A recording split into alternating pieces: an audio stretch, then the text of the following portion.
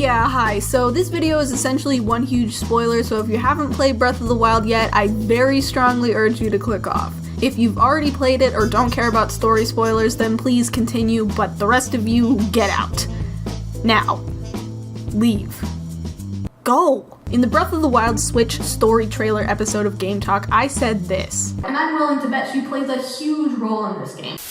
I am glad that Skyward Sword Zelda is my favorite because she has, quote, more of a character. This game is going to throw all of that out the window. And hoo boy, was I right. If you don't like Breath of the Wild's rendition of Princess Zelda, then you're just wrong. Seriously, if you don't like her, take the time and write me a good paragraph in the comments on why you don't like her. Her voice is just straight up awful. You'd never hear a voice like that in Overwatch. Alright, I'll be the first to admit that I was not a huge fan of her voice at first, but I later grew to absolutely love it. I don't understand why they gave her a British accent, especially since Patricia Summersett, the voice of Zelda, is from Michigan, but I still like her voice. Her character as a whole, however, I loved from the very first memory I found, which wasn't even a very Zelda-focused one. It was Memory 15, the one where Link and Zelda return from the Spring of Wisdom and Calamity Ganon returns. Zelda doesn't say too much, but what she does say shows that she wants to be useful but feels so bad that she can't be, and this theme carries through all of the memories. Breath of the Wild seems to get a lot of hate on how it tells its story, but I love the memory mechanic. Instead of having an overarching plotline like the Wind Waker, Breath of the Wild just kind of shoves you into the game and says, yo, we're gonna kind of tell you what to do, but it's totally optional, and also you're probably not gonna do the things in order, so it's up to you to put the pieces together. With Hyrule being so big, it would just be a huge pain to have the linear storyline like Wind Waker or Ocarina of Time, which forces you to go across the world several times over. But that's not to say that Breath of the Wild doesn't have that. There's definitely elements of a linear story, although it's mostly at the beginning on the Great Plateau. Once you're done with that, King Roam, who's a huge jerk by the way, tells you to go to Kakariko Village and talk to Impa, but you don't have to. If you choose to, she gives you some story stuff and then tells you to go free the divine beasts, but you don't have to. Impa also tells you about the memories you can get, but you don't have to. Are you sensing a theme yet? Like I said earlier, I actually like the idea of finding the memories. This mechanic seems to get more hate than it deserves. You're allowed to uncover the story at your own pace, and because I think most of us got them out of order, you get to put everything together, and most notably, you get to put Zelda's character together. I'd argue that the majority of Breath of the Wild's story is about Princess Zelda and how she develops. In other entries in the series, such as Ocarina of Time, it's Link who's developing over the course of the game. Of course, Link does evolve in this game, but that's through what you've learned as a player. Link's character as a whole has little to no change in the story. On the other hand, the memories, which I would call the main storyline, are all about Zelda's character arc. At first, she hates Link because he's found his power in the Master Sword and she still hasn't harnessed her power to seal Ganon away. She then likes Link because he saves her from the Yiga, but then falls into a pit of despair and self-doubt because her father calls her out on how she hasn't awakened her power. When her power does awaken, it's too late. All the champions are dead and Link dies soon afterward. Zelda then goes to Hyrule Castle alone and fights off Ganon for 100 years. This is not the order in which you're presented this information, and even if it is, you won't know why Zelda hates Link until later, and you'll find out that she did hate Link if you go out of order. You find the memories, you piece together Zelda's character,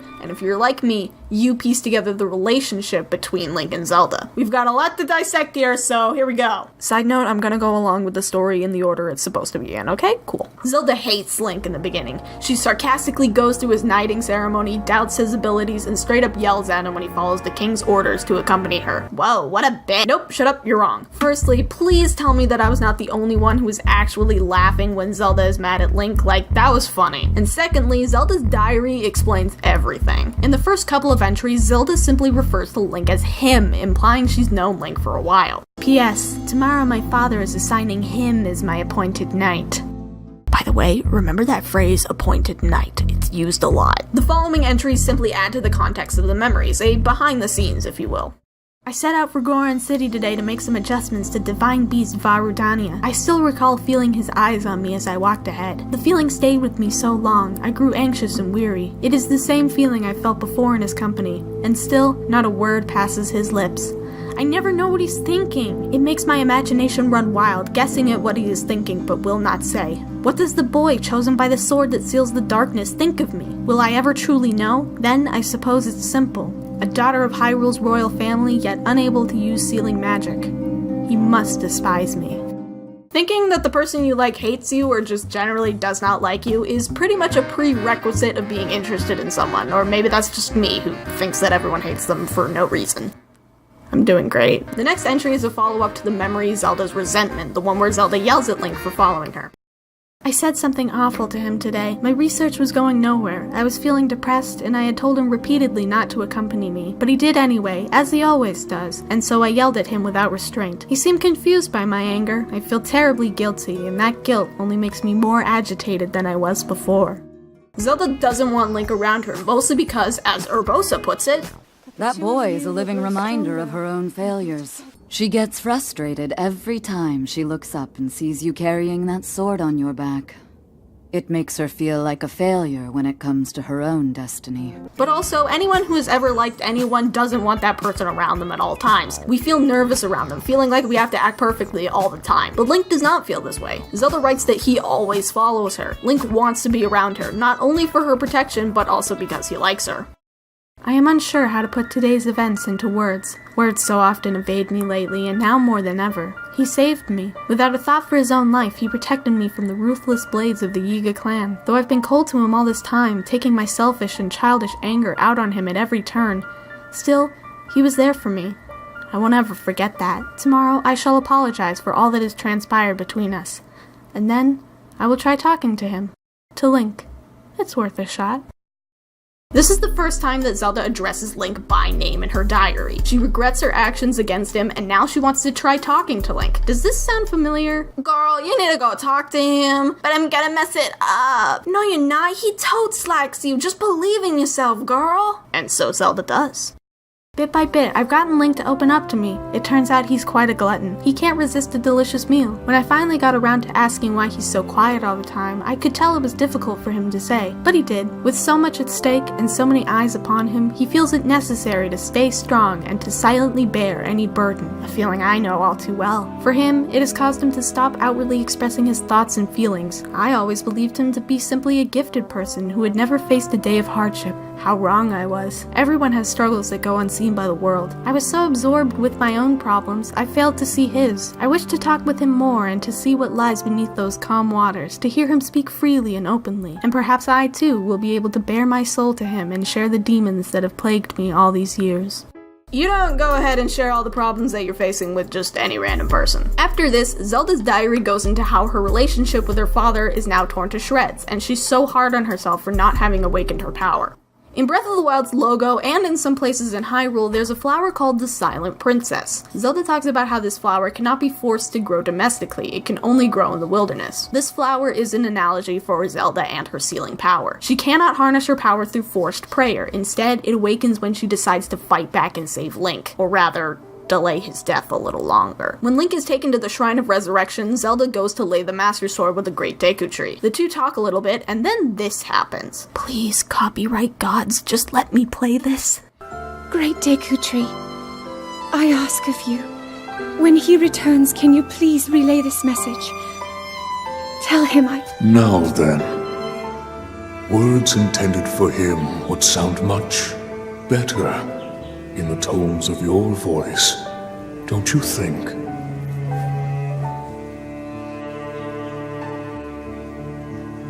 Yes.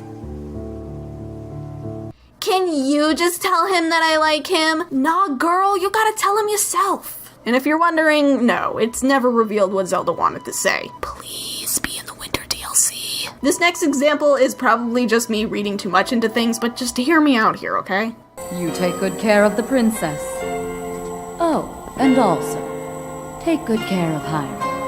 Why did she wink? What's that supposed to mean? Take care of Hyrule? I'm just saving it. I'm not royalty. Why would I do something like that? Zelda's the princess. Isn't that her job? The only way I'd take care of Hyrule is if I were royalty, and to be that, I'd have to marry a prince. Zelda is so pretty in this game, like, stop staring at him like that. Wait, what does this remind me of? Also, she stands like this. This is not how you stand near a friend. This is how high schoolers stand near the person they like. That's how Zelda stares at Link in this game. Link and Zelda share so much together, and while it's not Skyward Sword levels obvious that they're into one another, it certainly is there. Yeah, no. Well, hold on for a minute, because do you know what time it is? It's time for my piece of evidence that is so undeniable even you can't dispute it time. Actually, it's about 12. Cass. He doesn't hold much relevance into the actual plot of the game, but he holds the most key information in uncovering the Link X Zelda in this game. Cass goes around Hyrule teaching Link all the songs that his old teacher taught him, and before he plays his final song, Cass tells Link about his teacher's life. At the time, there was a beautiful princess in the royal family, quite close to my teacher in age, apparently. Though he must have known it was doomed to be unrequited, my teacher fell in love with her, but the princess only had eyes for her escort, her own knight attendant. Yes! Thank you, Cass. Nothing can ruin this! Wait, what's happening? Oh no! Yes, in Breath of the Wild, Link X Zelda is challenged. Let's start off canonically with Mipha, the Zora champion. Mipha, similar to Ruto in Ocarina of Time, literally proposes to Link. King Dorephan of the Zora and Mipha's father gives Link the Zora armor, which Mipha intended to give to Link, but she, died. But the thing about the Zora armor is that, as the in-game description puts it, custom armor painstakingly crafted by each generation's Zora princess for her future husband. This is also pointed out several times by Prince Sidon. We'll get to in a minute, hold on. In Mipha's touch, the memory attributed to Mipha, she acts all awkward, reminiscing about how her and Link would play together when they were young and how she'd always heal him, basically saying, "I'm totally better than Zelda, please like me, not her, I have a fish head, what does she have?" Paya, Impa's granddaughter, also has a thing for Link, constantly fangirling in her diary. His blonde sideburns flow like a golden waterfall over his dignified, pointy ears. And the way his hair is so perfectly parted to the side, wow! I don't know why, but my heart won't stop beating a mile a minute. I must admit that I'm still not great at interacting with young men, but I think I am finally able to speak to Master Link while looking him in the eyes. Those wonderful eyes. Naturally, I still get a little embarrassed, but I can't help it. I always follow his gorgeous gaze with my own. I blame his beautiful blue eyes. Ugh, this is all so strange. Next, she writes about Link and Zelda. I wonder if Master Link is in love with Princess Zelda. If so, I think they suit each other quite splendidly. If they become a couple, I'd give that pairing my full support, though just the thought of that makes my heart hurt. I wonder if I'm coming down with something. I'll ask grandmother for some medicine tomorrow. Me too, Paya, me too. In a following entry, Paya has seemed to have dropped her feelings for Link, but there's still a good piece of advice in there that I want you to hear. I spoke to grandmother about what's been weighing on my mind lately. For the first time, my heart knows what it means to love. Though it may be a love that is never shared or returned, just having it for myself is gift enough. Seeing him brings me great joy. I bet he has that effect on everyone. I have only gratitude toward him for showing me what it's like to feel this way about someone.